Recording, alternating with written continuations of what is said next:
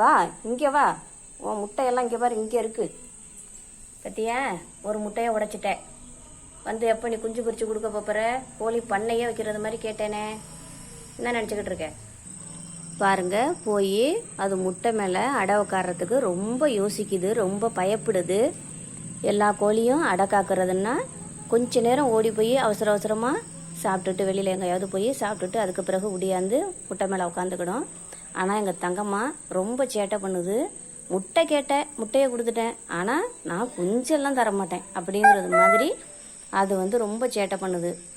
இப்போ பார்த்துக்கிட்டே இருங்க, அதை மெதுவாக பிடிச்சி அந்த முட்டை மேலே உட்கார வைக்க வைப்பறேன். ஐயோ ஐயோ, என்னை விட்டுருங்களே, என்னை விட்டுருங்களே, கப்பத்துங்களே, நான் வரமாட்டேனே அப்படின்னு அது கத்துறது மாதிரியே இருக்கும் அது போடுற சவுண்டு.